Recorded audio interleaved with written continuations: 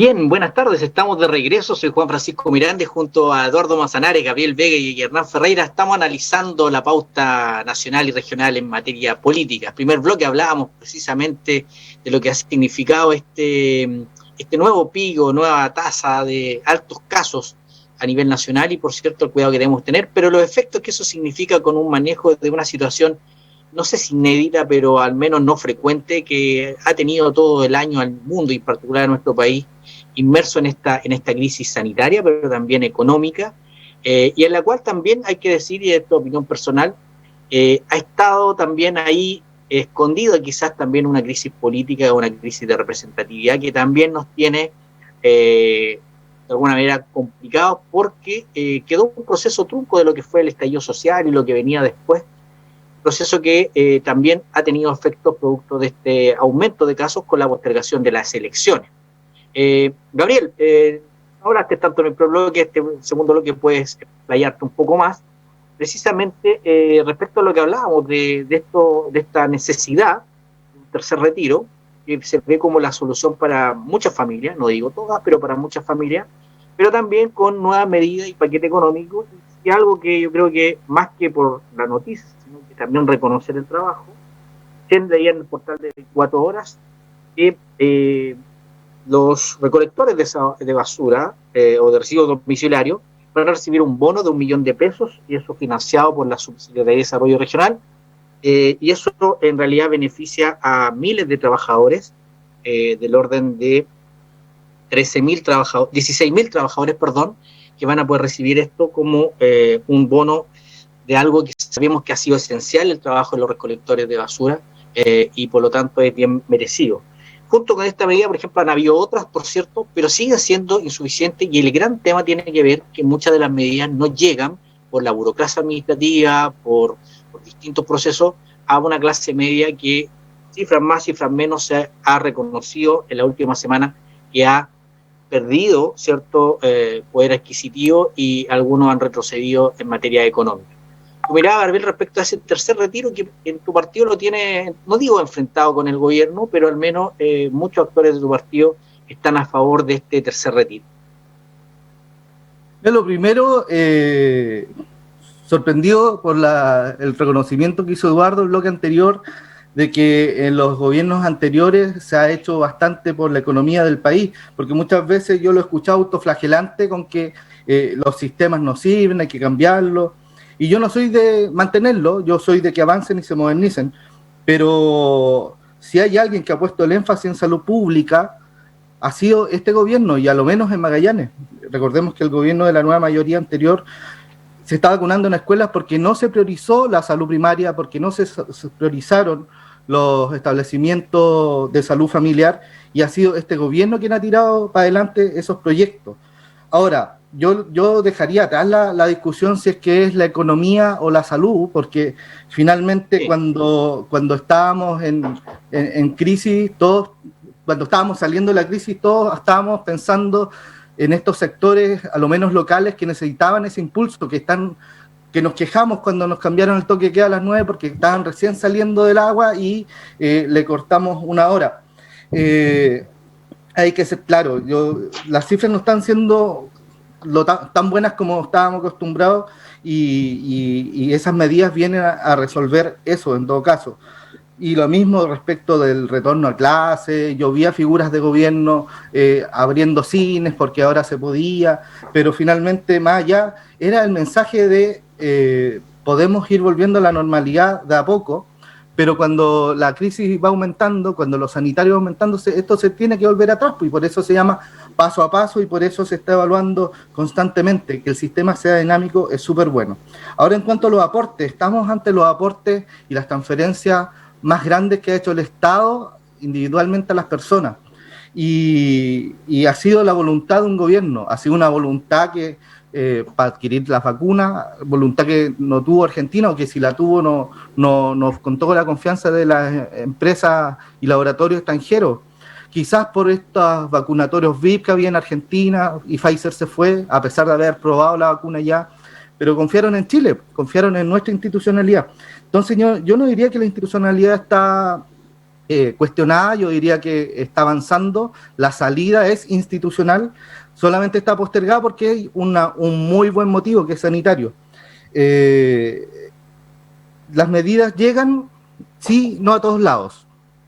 Y me encontré con mucha gente que no califica para ningún bono, ningún beneficio, y ha tenido que recurrir, y ha recurrido antes, sobre todo en pymes, pequeños y medianos empresarios, han subsistido gracias a los retiros del 10% y han aguantado todo esto gracias a eso. Yo creo que ya habiendo un primer retiro, un segundo retiro impulsado y liderado por el mismo gobierno, oponerse un tercero es contradictorio, y es precisamente donde Renovación Nacional, en su comisión política, lo conversamos, dialogamos y estuvimos mayoritariamente a favor de respaldarlo y pedirle al gobierno de que lo impulse, pero no porque las medidas hayan sido ni tardías ni pocas. Yo siento que han sido óptimas, pero no llegan a todos, no llegan a todos, están bien focalizadas, pero el resto de las personas también requiere de este apoyo. Estamos en una situación excepcional, y por eso, a lo menos en Renovación Nacional, estamos a favor de este tercer retiro. Nos gustaría que el gobierno lidere esto y que también proponga fórmulas, y se propongan fórmulas de recuperar esa plata con una cotización extra en el futuro posiblemente, o quizás que el Estado pueda asumir eso y ir reponiéndolo a los fondos de pensiones de quienes obtengan este retiro, por ejemplo. Pero de que hay que avanzar y que las medidas nunca van a ser lo suficiente, incluso con los retiros de los 10%, porque digámoslo, el fisco no tiene la capacidad que tienen los fondos de pensiones. Si ahí estamos todos invirtiendo para nuestro futuro y producen rentabilidad, el fisco no produce rentabilidad. Me parece súper apropiado impulsarlo, liderarlo, porque la gente lo necesita, eso lo entiendo. Pero ahí es cierto, el fisco no genera rentabilidad, pero precisamente al haber más dinero circulante en la economía hay más poder adquisitivo y finalmente también se paga impuestos. O sea, el Estado no tiene rentabilidad, pero sí también recupera parte de lo que distribuye a través de los impuestos. Eso también es un dato. Más todavía pensando que este año todas las cifras, las proyecciones económicas, incluso por entes extranjeros como el Fondo Monetario Internacional y otros, han planteado que Chile va a ser uno de los países que va a crecer por sobre un 5%, al menos en términos de proyección, de aquí a fin de año. Incluso algunos son más auspiciosos todavía.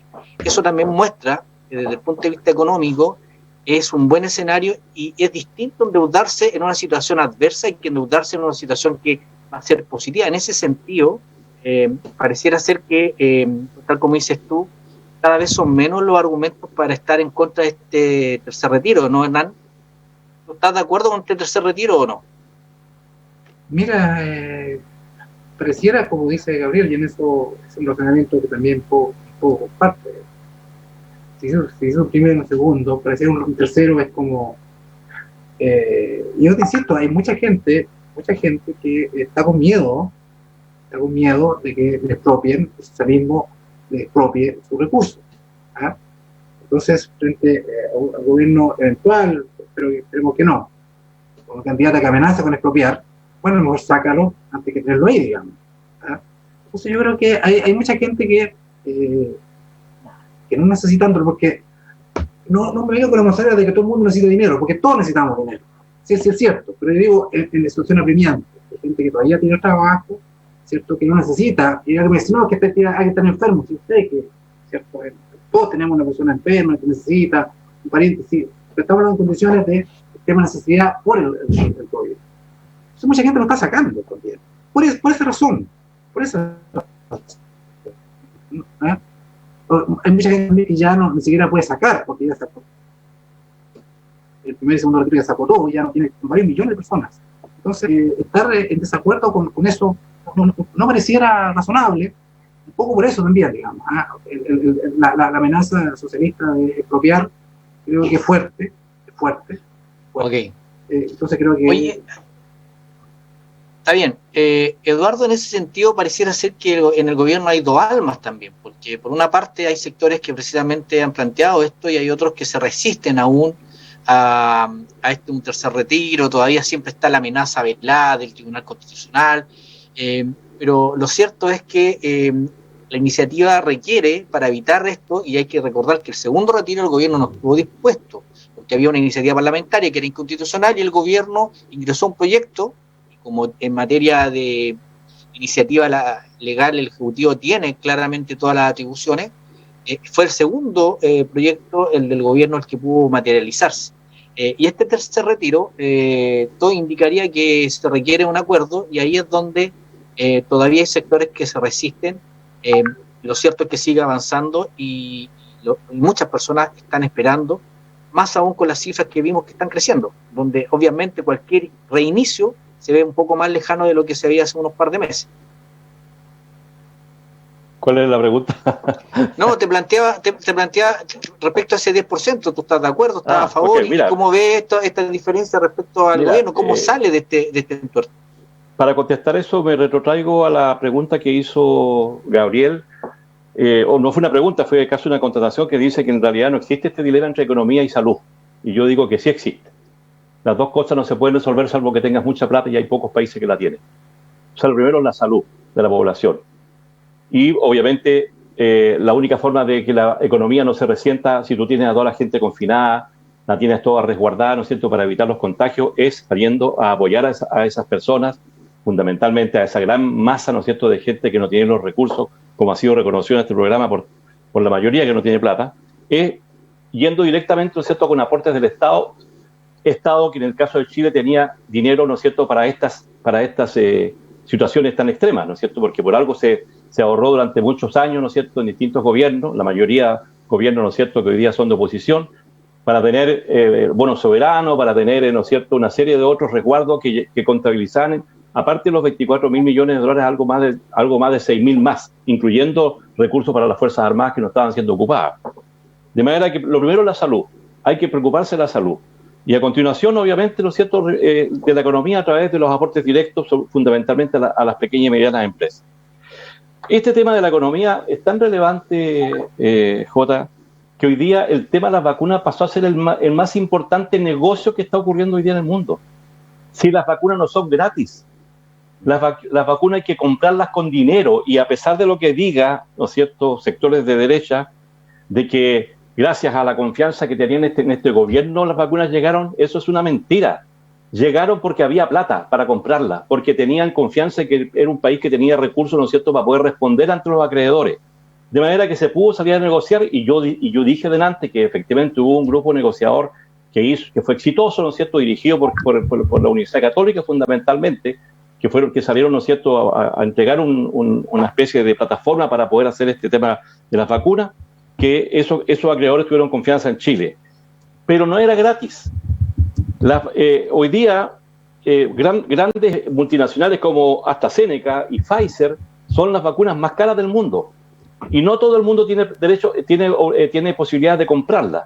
Y por eso que Chile posibilitó, ¿no es cierto?, gracias a esta recomendación que hicieron estos científicos, ¿no es cierto?, de las universidades chilenas, básicamente de la Universidad Católica, salieron a comprar en CoronaVac, que es la vacuna mayoritaria que se está usando en Chile, que es la Sinovac.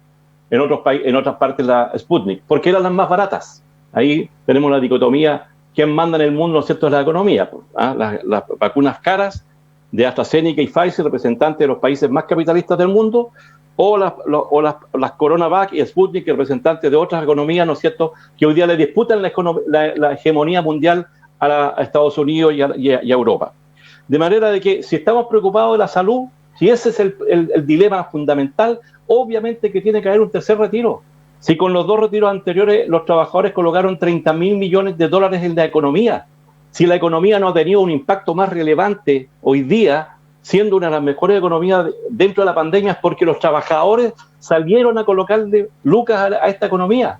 Entonces, ¿cómo no va a ser importante el tercer retiro? Yo soy partidario no solamente del tercer retiro, y también de la AFC, ¿no es cierto?, del Seguro Social, sacar las platas que están hoy día emposadas, y bueno, y obviamente desarrollar una política pública que permite que esas platas en el futuro, una vez que la economía se recupere de verdad, y que obviamente va a ocurrir, ¿no es cierto?, en un país como el nuestro, que es un país rico en una serie ¿no es cierto?, de recursos minerales, marítimos, terrestres, etcétera, etcétera, pueda resolver el recuperar esos dineros que son aportados hoy día por estas que están en posada, porque la plata existe, está nuevamente en el futuro, ¿no es cierto?, para que la gente recupere ese dinero.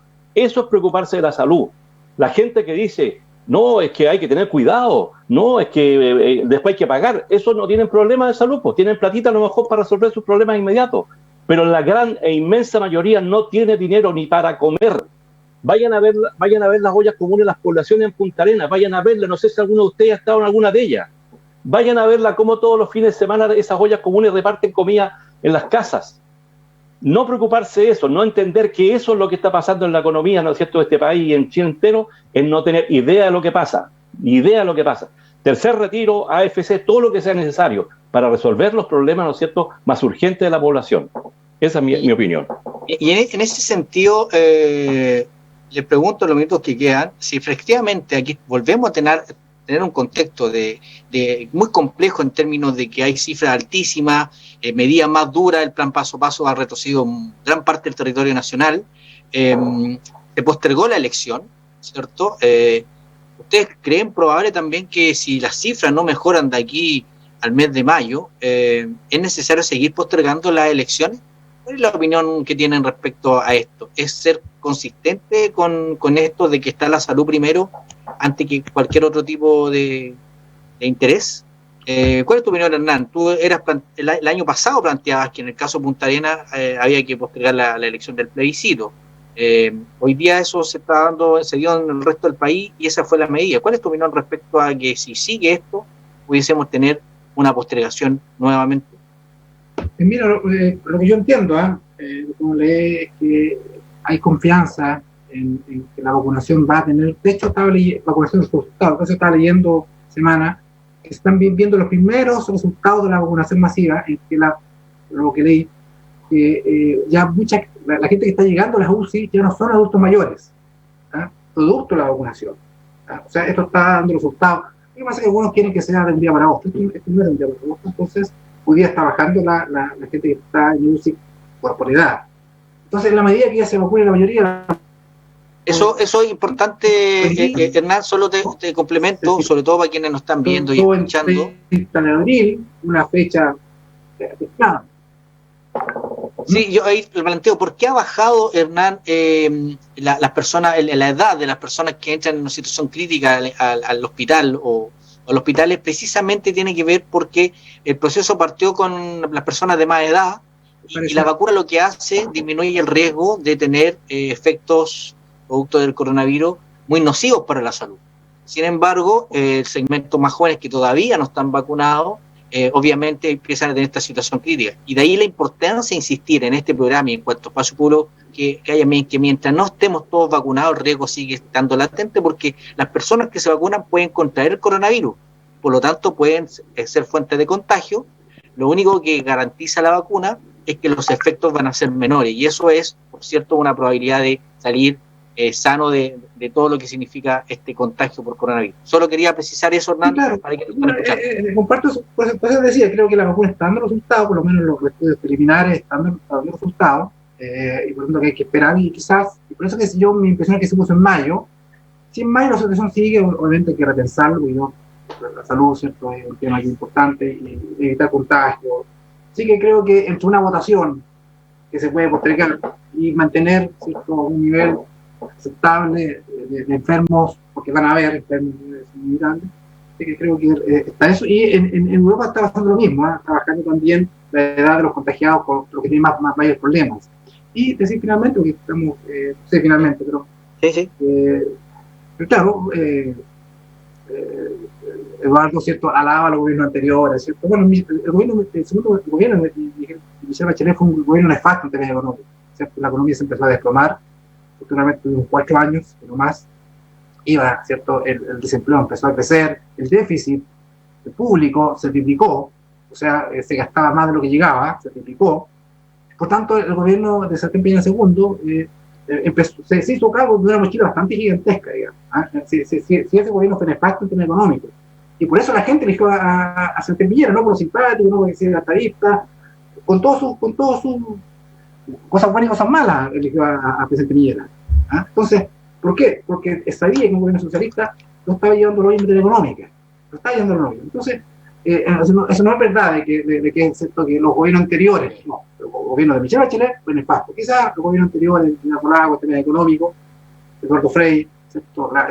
De Elwin, pero un buen gobierno, ¿cierto? Responsable. El segundo gobierno de Michelle Bachelet, donde ya la idea socialista se está haciendo más carne, y la cosa ya se ha empezado a colapsar, pero llegó 94 años más. Así que eso. Ahí, Gabriel y Eduardo, un poco continuando la reflexión de Hernán, lo cierto es que si tienes la aprobación del gobierno, hay algo que pasa que todavía no se condice la voluntad de haber cambiado el gobierno con también la aprobación y el proceso que ha estado. En ese sentido, Gabriel, ¿cómo te explicas aquello? Que habiendo acierto y desacierto como en todo gobierno, hoy día mayoritariamente hay un rechazo a la labor del gobierno y en particular del presidente. Claro, la imagen del presidente es la que carga con una pesada mochila. La coalición es la que goza me parece un poco conformista, pero la coalición de gobierno es la que goza mejor evaluación ciudadana por encuestas, por nombre, pero finalmente la política es la que está en cuestión, la actividad política. Yo creo que lo que ha pasado en el último tiempo, ya en los últimos 2 años, ha estado a la altura, ha planteado un camino institucional para renovar estas confianzas y de hecho yo creo que ha generado y ha revertido un poco este tema y este dilema de la incertidumbre, se ha revertido hacia mayor confiabilidad de nuestro país ante el mundo, ante todos los escenarios, incluso sanitarios. Entonces, la situación en que estamos es bastante compleja porque finalmente estamos en una situación donde la pandemia nos afecta, la situación institucional amerita que se responda con tiempo. Entonces, claro, si hay buenas excusas para postergar elecciones o postergar procesos institucionales, qué mejor que esta, y no es porque la andemos buscando, sino porque finalmente es algo grave a lo que hay que responder, pero así con el mismo dinamismo con que se evalúa día a día, más allá de las expectativas que un poco se equivocaron, porque todos pensaban que con el retorno de las vacaciones, 15 días después, esto iba a bajar, y todo lo contrario, ha ido subiendo. Con ese mismo dinamismo se tiene que evaluar unas futuras elecciones. Yo espero que se hagan. De hecho, nosotros la tuvimos en un pic, y si tomamos los resguardos sanitarios, si el CERVEL hace la misma buena labor que se hizo aquí en Magallanes, de mano con los vocales, lo que hicimos en el plebiscito, debiese verse reflejado en el resto del país, o sea, continuar en la meseta y de hecho continuar a la disminución, que fue lo que ocurrió en octubre aquí. No debiese por qué pasar distinto en el resto del país por una elección. Perfecto. Y Eduardo, para ir finalizando, sí, te entiendo, perfecto. Eduardo, para ir finalizando, tu opinión respecto a la elección y la postergación. La situación, si lo amerita, me imagino que entenderás que la salud es lo primero y ahí habrá que evaluar y será en este caso el Parlamento y el Gobierno quienes formarán si que hay cambio o no. Nuevamente el tema, la salud está primero. O sea, yo en eso creo que no hay que perderse. La salud de la población es más importante que las elecciones y tendrán que ser los expertos, ¿no es cierto?, tomando en consideración todas las variables que pueden haber, los que deberán de alguna forma recomendar al gobierno que haga lo que tiene que hacer. Dicho eso, respecto al gobierno, y lo dije en Off the Record, me voy a permitir leer un artículo que sacó un reconocido periodista y ensayista, ¿no es cierto?, de derecha, Patricio Navia. Dice que este gobierno, como un paciente desahuciado que sabe que ya no se volverá a levantar de la cama, pero que también anticipa que le quedan varios meses de vida, el gobierno del presidente Piñera II, como dice Ferreira, ha entrado a una triste irrelevancia. Sin capacidad de controlar la agenda, habiendo perdido la confianza de la gente y de los votantes de su propio sector, la moneda aparece derrotada y rendida. ¿Y por qué no digo eso? No era solamente por colocar una frase al final, porque tiene que ver con las elecciones, pues, estimados amigos. Porque si la centroizquierda o el mundo progresista no se pone de acuerdo para la más amplia unidad, con todo lo que pueda estar derrotado el gobierno, con todo lo mal que lo pueda haber hecho, es probable que puedan seguir gobernando, por la incapacidad que tenemos nosotros para entender que lo más importante es la unidad. y que los mesías que creen que ellos tienen la razón y los otros no, o este mundo populista que ha empezado a emerger, ¿no es cierto?, que tiene grandes eslogans y grandes ideas, privilegia esas situaciones en vez de la unidad. Me parece que no puedo dejar de decir que con todo esto, con toda esta situación que tiene este gobierno derrotado desde el punto de vista político, capaz que sigan gobernando.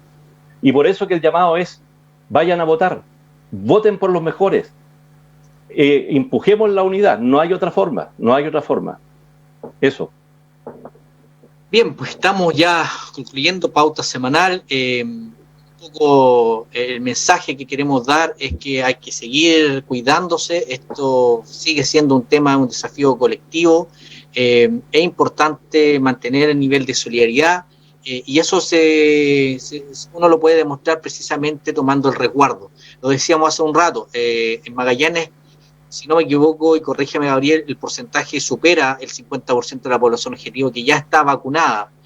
Sin embargo, todavía hay un 50% que falta por vacunarse y por lo tanto están expuestos a este riesgo. Ahí el llamado, por sobre todas las cosas, a ser responsable a la hora de estar en espacios públicos, ser responsable a la hora de postergar quizá acciones que uno quisiera hacer, pero que tiene que hacerlo en beneficio de evitar contagio. Estamos con situación crítica en materia de cama en el hospital y nuestra red del área regional. No hay un plan B, como siempre se ha planteado y lo ha planteado con fuerza Gabriel. No hay plan B en caso de que aquí no haya más camas, no hay hacia dónde derivar, porque en el resto del país la situación es aún más crítica y por lo tanto poco más de paciencia. Ha sido difícil, ha sido duro, pero es cierto, si logramos estar pronto todos vacunados, vamos a poder estar con mejores expectativas frente a una enfermedad que pareciera ser que no se va a ir rápidamente, sino que va a estar por mucho tiempo entre nosotros. Así que desearles a todos un muy buen fin de semana, una mejor semana y hasta la próxima. Nos veremos en Pauta Semanal. Gusto. ¿Qué tal? Buenas tardes. Polar Comunicaciones, radio, televisión y redes sociales presentó Pauta Semanal. Participan Juan Francisco Miranda, Eduardo Manzanares, Hernán Ferreira y Gabriel Vega. Pauta Semanal. Después de la noticia, el análisis.